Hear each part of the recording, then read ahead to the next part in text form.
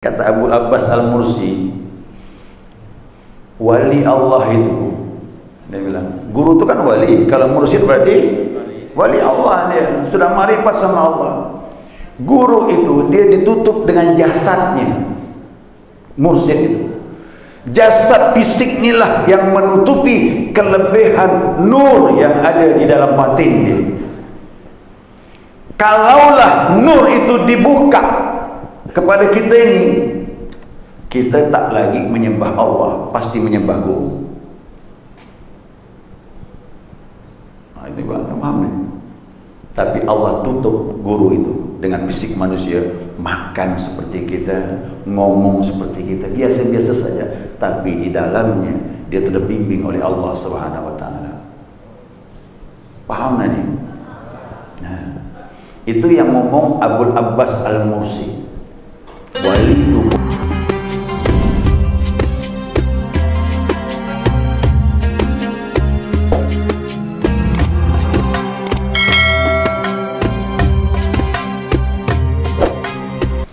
Bismillahirrahmanirrahim. Alhamdulillahi rabbil alamin. Allahumma salli ala nuril anwar wa siril asrar wa tiryakil aghyar miftahi babil yasar سيدنا ومولانا محمد المختار وآله الأطهار وأصحاب الأخيار عدد نعم الله وإفضاله سبحانك لا علم لنا إلا ما علمتنا إنك أنت العليم الحكيم اللهم ذكرنا ما نسينا وعلمنا ما جهلنا ولا حول ولا قوة إلا بالله العلي العظيم. Qala musannif rahimahullahu ta'ala wa nafa'ana bi'ulumihi fid dawraini amin. Jamaah sekalian yang saya muliakan, assalamualaikum warahmatullahi wabarakatuh. Alhamdulillah, senantiasa kita maturkan pujian dan syukur kita kepada Allah atas limpahan rahmah hidayahnya subuh ini. Atas izinnya kita dapat melanjutkan kajian kita, mudzakarah kita, panduan kitab Bidayatus Salikin. Tambahan kajian kita mengenai Rabithah, ya, masih mengenai Rabithah. Jadi Rabithah kepada guru itu anjuran Allah Subhanahu wa taala kepada kita sebagaimana surah At-Taubah. Ya ayyuhalladzina amanu taqullaha wa kunu ma'as-shadiqin. Hai orang-orang yang beriman, bertakwalah kepada Allah dan bersamalah orang-orang yang benar. Jadi Rabithah itu mewujudkan kepada guru itu, karena guru kita sudah benar melaksanakan ibadah kepada Allah. Jadi Rabithah kepada orang yang benar dianjurkan.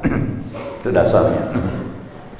Dalam satu riwayat hadis Nabi SAW, kemarin tak sempat dibahas, ya, ada hadis itu tertinggal. Juga keterangan hadis yang berbunyi, nah, dia bilang kamu harus berada dan bersama dengan Allah, kan begitu. Apabila mana tadi itu? Apabila tidak bisa, harus bersama dengan orang yang sudah bersama dengan Allah, karena mereka itu dapat mendorong kepada kamu untuk dekat kepada Allah. Kalau tidak salah bunyinya begini, ya, mudah-mudahan benar. Saya baca di kitab yang lain itu ada hadis ini kan terjemahan, kun ma'allah fa illam takun ma'allah kun ma'aman ma'allah yuwasiluka ilallah. Jadilah kau bersama Allah. Sekarang tanya diri kita nih, udah bersama Allah belum? Ilmu iya, rasa udah belum? Belum. Kalau rasa sudah ada bersama Allah, udah jadi dah tu, berhenti maksiat. Jadi Nabi bilang, jadilah kau bersama Allah, rasakan kau bersama Allah. Fa'ilam takun ma'allah kun ma'aman Allah. Jika kau belum bisa merasa bersama Allah, maka bersamalah orang yang sudah bersama Allah. Dialah yang akan menyampaikan kau kepada Allah. Ini lagi itu Rabithah. Makanya dulu sahabat tak pernah berpisah dengan Nabi Muhammad SAW. kalaupun mereka jauh, tetap mereka selalu ingat kepada Nabi Muhammad sallallahu alaihi wasallam. Pernah saya sampaikan Bilal pergi ke Damsyik pun disuruh ziarah oleh Nabi. Sampai dapat mimpi ketemu Nabi. Bilal, kau udah jemuh dengan aku, udah bosan. Nangis dia. Karena kau tak datang dengan aku. Besok pagi bangun tidur langsung berangkat ke Madinah, ziarah ke makam Nabi Muhammad sallallahu alaihi wasallam. Yang udah meninggal ya boleh kita ingat. Orang-orang saleh itu apalagi Nabi Muhammad sallallahu alaihi wasallam. Apalagi guru-guru kita yang masih hidup, yang sudah dekat dengan Allah, boleh kita ingat waktu kita jauh. Apalagi dekat, udah ingat Allah, dia sudah ada bersama kita dan dia akan mendorong untuk memperdekatkan diri kita kepada Allah Subhanahu wa taala. Ini rabitah yang orang tak paham. Ya, rabitah itu begitu. Jadi ingat kepada guru yang dekat sama Allah tu dianjurkan. Karena Nabi mengatakan sebaik-baik umatku apabila kau pandang wajahnya kau ingat kepada Allah. Itulah dia. Ya. Nah, sekarang lanjut. Jadi kesimpulannya, rabitah itu bukan ibadah kepada makhluk. Dah. Siapa bilang ibadah kepada makhluk? Tidak. Rabitah itu hablum minan nas, tolong menolong dalam kebaikan. Guru yang saleh dia akan menolong kita untuk dekat dengan Allah. Itu tolong menolong namanya. Jadi cari jalan bagaimana bisa dekat kepada Allah. Banyak jalan tu.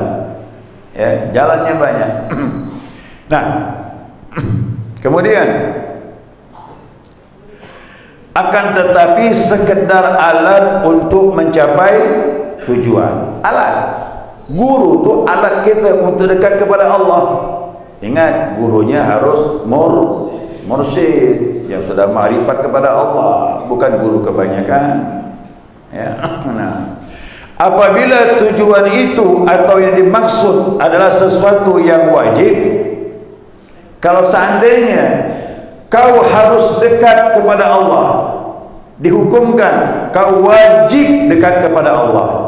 Ini ingat tu. Kau seandainya buat hukum begitu, wajib engkau dekat kepada Allah, maka alat yang menghasilkan tercapainya tujuan juga menjadi wajib. Ini ada kaidah usul fikih ya. Ada kaidah usul fikih. Jadi kaidah usul fikih ada yang seperti berikut ini. Ini kaidah fikih ini. Lil wasail hukmul maqasid min bab. Bagi perkara menyampaikan kepada hukum yang dimaksud dari sebagian bab. Apa itu kaidahnya? Nah ini dia. La yatimmul wajib illa bihi. Tidaklah sempurna yang wajib kecuali dengan suatu perkara, fahuwa wajib, maka perkara itu menjadi wajib. Ya, saya beri contoh. Siapa nama? Ustaz Amin. Ya, Ustaz Amin ni rumahnya bocor. Bagaimanapun wajib dia harus naik ke atap.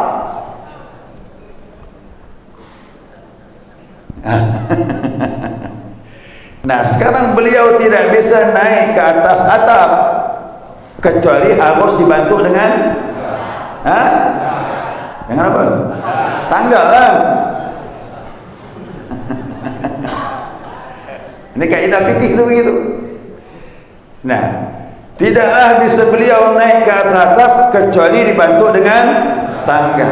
Hukum wajib naik ke atas atap itu tidak bisa tercapai kecuali dengan tangga. Maka hukum memakai tangga hukumnya wajib juga. Itu kaidahnya. Kalau guru bilang, Nabi bilang, wajib kau dekat kepada Allah, wajib kau makrifat kepada Allah, tapi itu takkan tercapai kecuali dibantu dengan seorang guru. Maka rabitah dengan guru membantu dekat kepada Allah, maka hukumnya juga wajib. Itu dia. Ini kaedah fikih dipakai ini Pak. Padahal belajar tasawuf. Yang belajar tasawuf pakai kaedah fikih. Jadi lanjut nih ya. Jadi rabitah itu suatu wasilah. Wasilah itu perantara untuk menyampaikan yang dimaksud, yakni usulnya salik. Siapa salik? Orang yang berjalan kepada Allah untuk sampai kepada Allah, dibantu dengan rabitah kepada guru. Karena berkah guru bisa mengantarkan kita kepada Allah. Tegasnya, yang menjalankan tarikat kepada marifat, maka kesimpulannya rabitah itu hukumnya wajib. Ini kalau orang tak paham ni susah. Tapi sudah terbuka begini, oh, rabitah bukan beribadah dengan guru, tapi wasilah guru bisa mendekatkan diri kepada Allah. Nanti jamaah ni, mohon maaf, tidak hanya di dunia, di hari kiamat ini tarikan guru tu kuat. Ya, seandainya jamaah tak selesai perjalanannya, masih akan mendapatkan syafaat guru.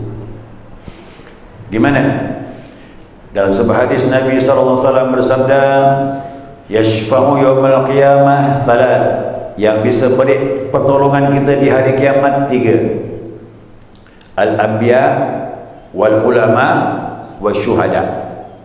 Yang akan menolong kita nanti di hari kiamat para nabi. Yang kedua ulama. Yang ketiga syuhada. Ini orang-orang yang dekat dengan Allah ini bisa membantu orang untuk mendapatkan syafaat di hari kiamat. Makanya yang lebih jelas di hari kiamat itu, kalau kita dekat dengan guru, guru kenal dengan kita, dia akan beri syafaat nanti, kerana guru kita termasuk ulama. Semakin tinggi derajat ulama, syafaatnya semakin kuat.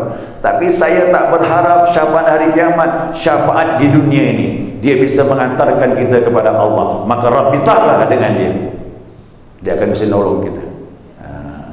Kalau sudah dekat sama Allah, akhirat tak perlu lagi syafaat guru kita, kita pun bisa beri syafaat kepada orang lain. Ini agak berat ni Pak. Bahkan kita bisa beri syafaat kalau kita bisa dekat dengan Allah Subhanahu wa taala.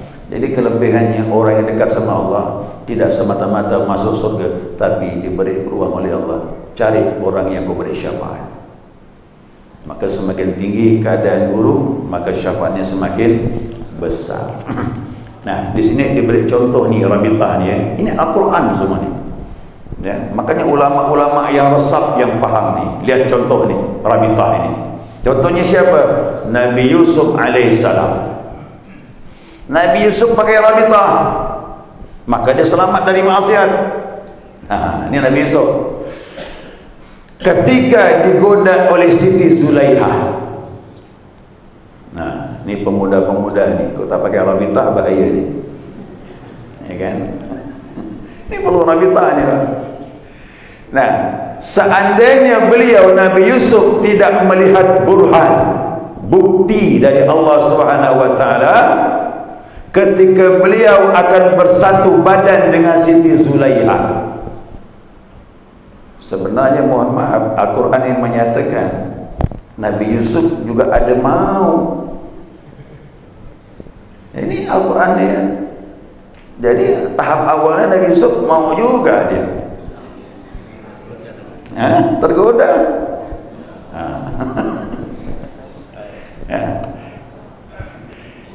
Kemudian apa pertolongan datang? Keburu dia melihat wajah ayahnya, karena ayahnya gurunya Nabi Yaqub. Di samping seorang ayah, ayahnya juga sebagai guru, rasul bukan guru.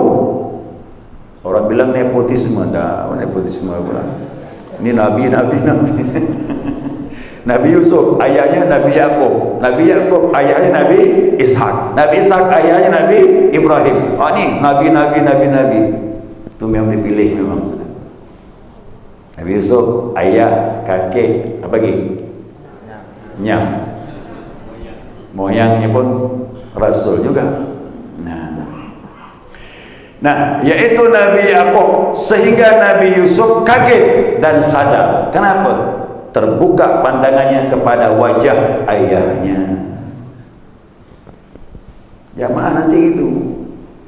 Kira-kira nak maksiat kok teringat guru tak jadi. Teringat guru tak jadi, nanti saya ceritakan. Ya. Nah, sehingga beliau terhindar daripada melakukan perbuatan yang dilarang oleh Allah Subhanahu wa taala. Ini ayatnya. Kita uraikan ayatnya ya. Nah. Walaqad hammat bihi wa hamma biha. Sungguh Nabi Yusuf ada keinginan kepada Siti Zulaiha. Siti Zulaiha pun ada keinginan kepada sama-sama mau rupanya. Ya kan, sama-sama mau ini. Nanti jamaah pengukur diri berarti sama dengan kita ya. Cuma bedanya dia dapat pertolongan. Ya, dapat pertolongan. Laula an ra'a burhana rabbi, sekiranya ia tidak melihat bukti dari Tuhannya tatkala akan melaksanakan maksiat, Allah perlihatkan wajah ayahnya, maka dia pun akan terjerumus dalam maksiat. Tu rabita. Wa kana kadzalika linasrifa nusuh, maka demikianlah kami singkirkan daripada kejelekan wal fahsya dan kekejian. Innahu min ibadinal mukhlasin, sesungguhnya ia Yusuf menjadi hamba-hamba kami yang diikhlaskan. Maka kita perlu rabitah itu, Pak. Bahkan rabitah itu menghindarkan kita dari maksiat. Ada seorang anak, dosalah Nabi Yakub dah. Jangan Nabi Yakub lah. Orang tua yang baik saja mendidik anaknya. Akhlak orang tua yang baik mendidik anak kepada hal yang baik. Tatkala anak itu di luar tergoda, tapi dia mempertimbangkan ayahnya. Kalau aku buat begini, nanti ayah aku malu. Itu dah satu kelebihan dia. Itu rabitah tu. Ingat orang yang baik berhenti maksiat, itu pertolongan Allah. Maka dianjurkan rabitah itu. Ini pernah saya dengar cerita, wallahu alam ya. Cuma saya belum pernah tanya kepada Abah Ali. Ini cerita-cerita di Suryalaya. Ada laki-laki itu jujur, ya, jujur dia denganku. Ini kan di masa Nabi juga ada tuh. Dia ini ngambil zikir, cuma satu penyakit dia suka berzina. Nah, ini zina ini kan penyakit juga. Kalau sudah ada istri itu kok berzina itu penyakit ya. Nah, karena yang di luar sama di rumah itu sama, tak ada beda. Nah, kalau dia tidak ada istri, dia tergoda, boleh jadi kena syahwat. Tapi udah ada istri, masih juga maksiat, penyakit itu. Nah, tapi dia sadar untuk mengambil zikir. Ya, dia sadar mengambil zikir. Ditalkin lah, ditalkin. Lalu dia ngomong, dia ngaku, bah, katanya, saya ini tak mampu, kata dia, perempuan, tak kuat saya. Kok terjadi lagi gimana? Takdir, minta ampun sama Allah. Kok saya buat lagi? Yang penting kamu jangan lakukan di depan Abah, katanya. Oh, senang nanti dia. Senang, Pak. Wah, ini boleh berarti.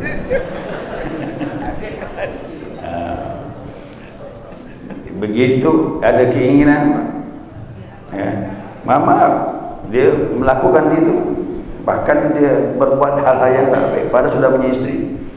Sebelum melakukan, teringat dia, terbayang wajah Abah tu ada di hadapan dia.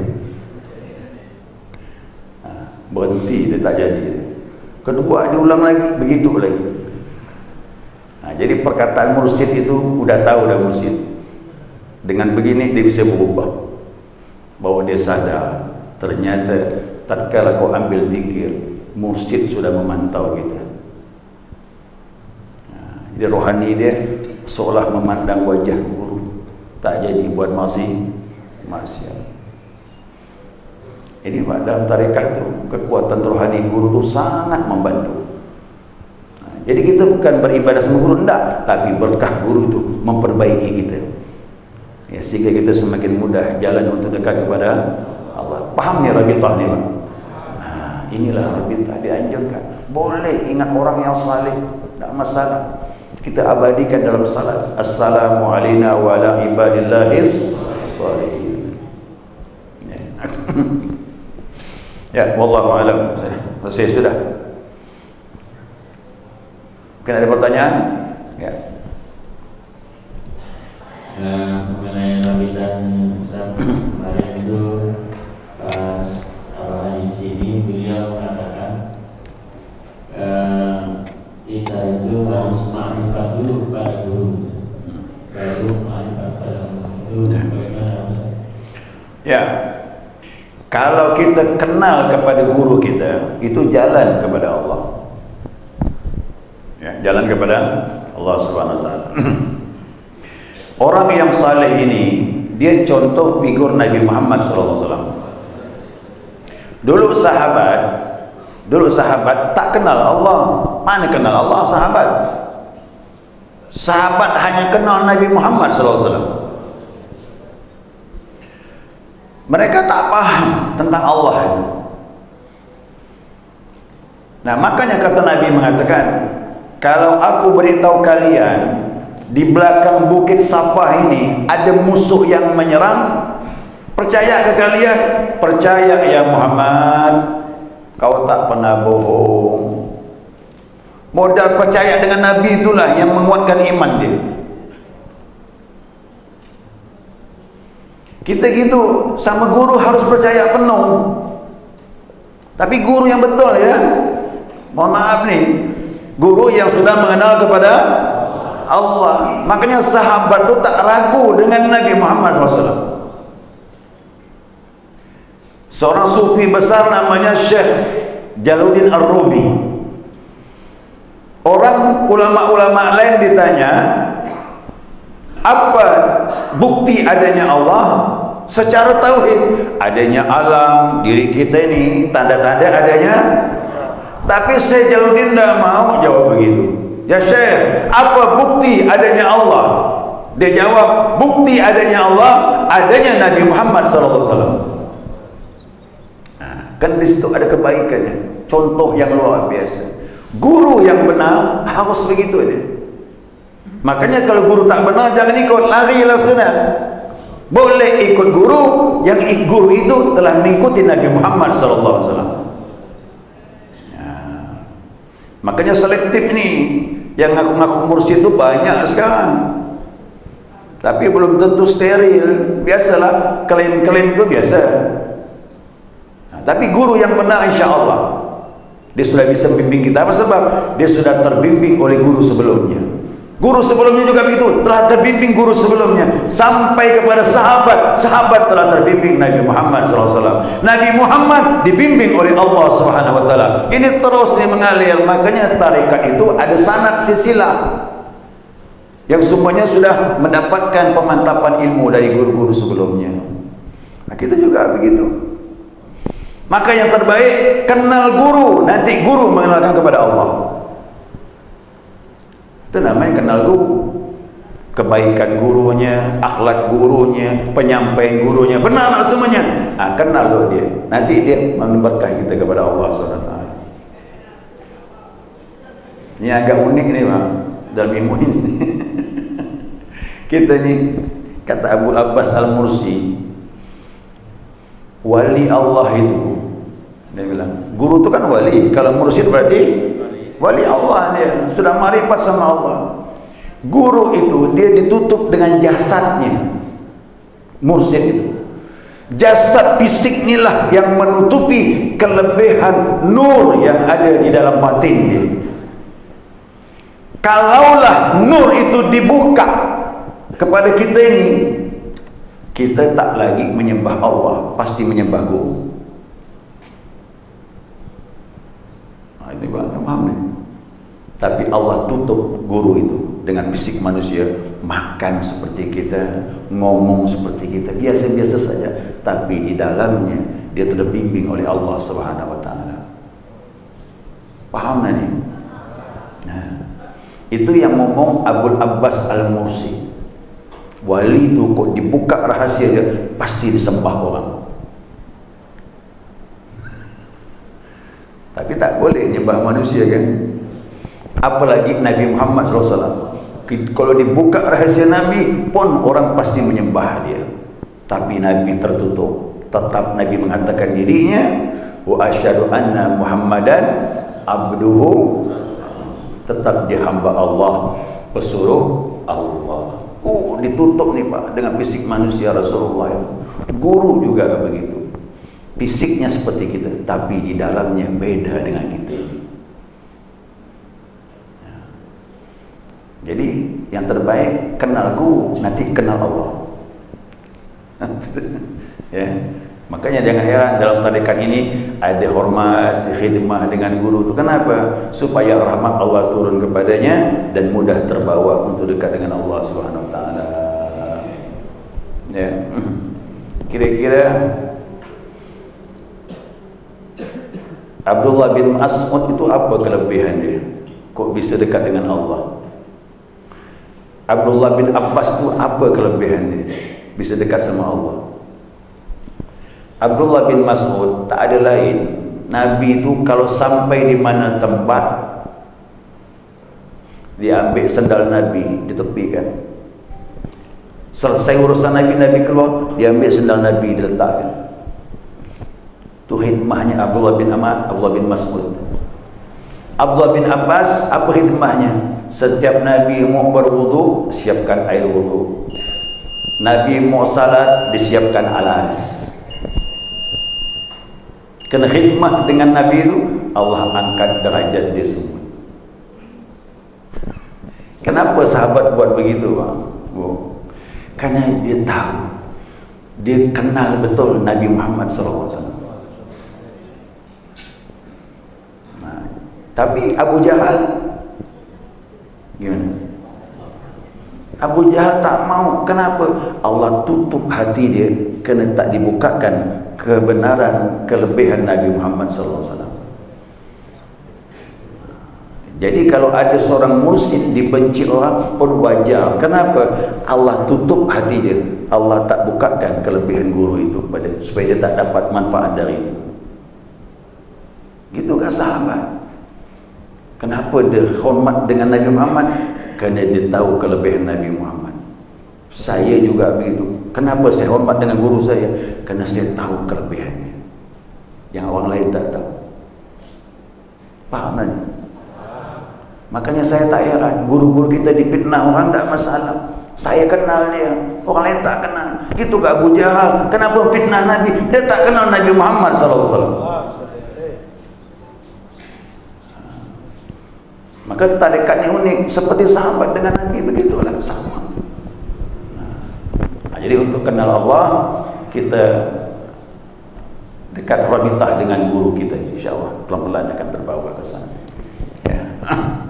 Allahumma salli ala Muhammad. Waktu masih ada?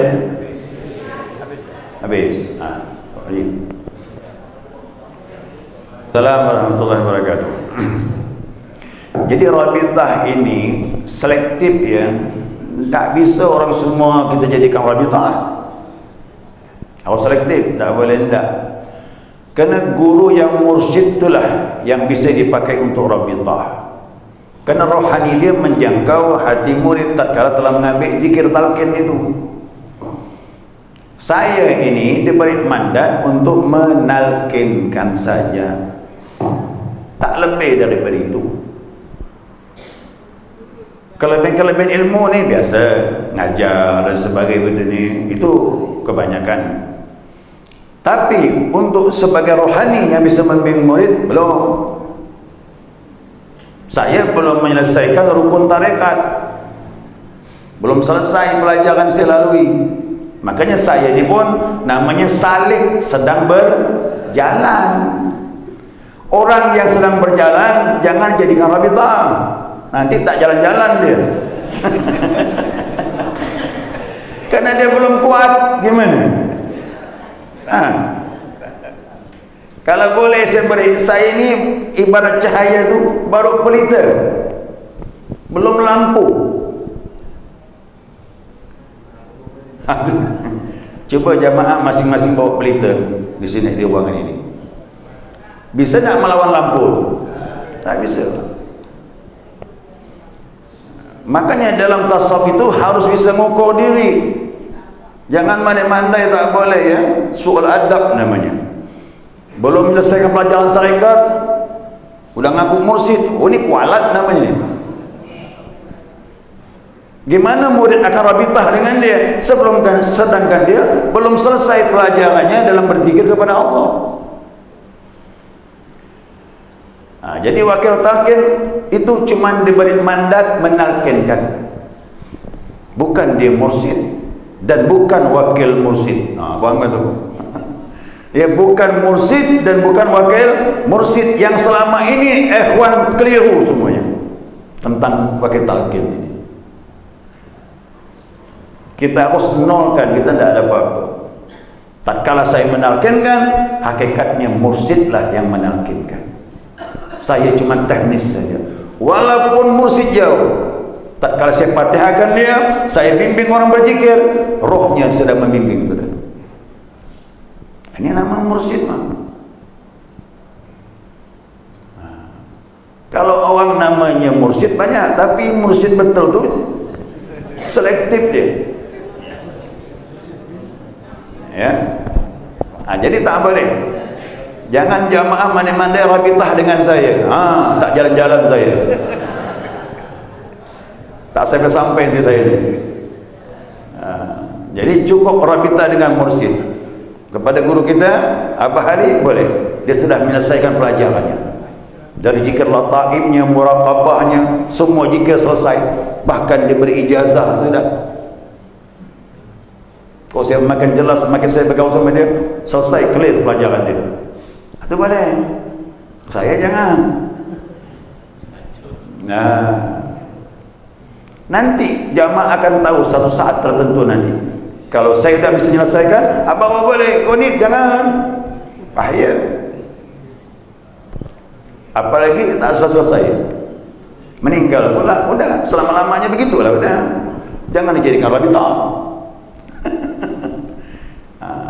Jadi mohon maaf ni ya, ini saya sampaikan.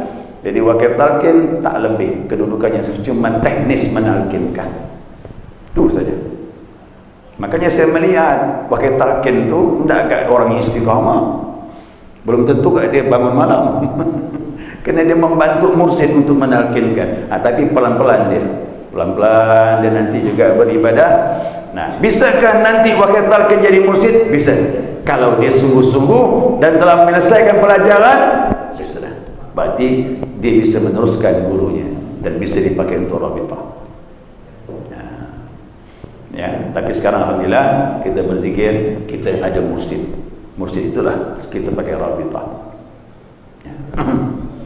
Sedikit dari yang kalau dia mengatakan bahwa jangan rabitah saya, nanti saya hancur saya tak buat. Ya. Kemudian begini Ustaz, apakah boleh seperti ini Ustaz? Karena cita kita walaupun Ustaz bukan musik, tapi karena cita kita karena pada Ustaz kita kirim Al-Fatihah. Ustaz kirim Al-Fatihah. Tapi itu tidak dalam zikir. Kadang-kadang lagi santai-santai saya dengan Ustaz saya kirim Al-Fatihah. Boleh tak? Kan tak masalah. Ya kan? Tak masalah. Di rumah dia sendirian, daripada diam, saya mau fatihah guru, mudah-mudahan guru sihat, istiqamah dan sebagainya, bisa memberkahi jamaah, sah-sah saja. Tapi jangan masukkan dalam amaliyah. Tak boleh. Karena kita berzikir tu langsung mursyid yang membimbing kita, itu rohani dia. Mohon maaf ni, rabitah itu, kekuatan guru itu, ini mau saya ceritakan ni ya. Ini saya sampaikan. Dulu Abah Ali itu kan dia belum pindah Surabaya, masih di Jakarta. Dia ngambil tiket dengan Abah Hanum, tapi masih kerja di Jakarta. Di Jakarta itu dia menjaga sebuah perusahaan, digaji, security lah. Nah, di Jakarta itu punya masalah tim keamanan itu, ribut. Namanya orang usaha itu banyak preman yang bermain. Akhir puncak singkat cerita, dia dipukul orang 2 truk. 2 truk orang datang menyerbu ke tempat beliau, beliau dipukul sebanyak itu. Dipukul. Kok namakan wajah tak kelihatan, darah semuanya kata dia. Dulu beliau kan kerja di perusahaan. Maka saya katakan beliau bukan kiai. Beliau tu asalnya orang pasar. Orang pasar. Nah, jadi dipukul 2 truk tu. Dihantam habis darahnya. Orang bilang mati Ali itu. Itu Ali itu mati kata orang. Darah semua. Tapi dalam keadaan saya itu dah koma begitu. Itulah dia bilang. Abah Hanum datang. Rohani dia. Langsung diguyurnya saya dari atas terus sampai ke bawah. Perlahan-lahan saya bisa bangun kata dia. Bangun saya kata. Orang heran. Kata orang, Ali masih hidup. Ali masih hidup. Padahal udah bersimpahan darah. Perlahan dia bisa dulu. Alhamdulillah dibersihkan. Yang luka cuma di kepala kata dia. Karena kepala itu kan darahnya banyak. Nah, di sini ya, cuma luka di kepala di belakang. Yang lain tak terjadi apa-apa. Dipukul orang 2 truk. Di situ saya kira, nah ini Pak tarikat rohani guru bisa datang memantau lihat murid dalam keadaan susah. Masya Allah, tuh wali Abah Hanum tuh walinya mukammil, bukan wali kebanyakan. Apa dia bilang? Ali, kau di barat, Abah di timur. Abah tahu apa kau buat. Nah, itu mursyid. Jadi jangan ngaku-ngaku mursyid. Walaupun tinggal di Gang Haji Mursyid. Ya, ada Gang Haji Mursyid. Tapi percaya penuh ya, harus percaya penuh dengan guru itu. Nanti pertolongan kita Allah datang. Itu kelebihan. Allahumma salli ala Muhammad. Ya subhanakallahumma wa bihamdika asyhadu an la ilaha illa anta astaghfiruka wa atubu ilaik. Allahumma salli ala Muhammad.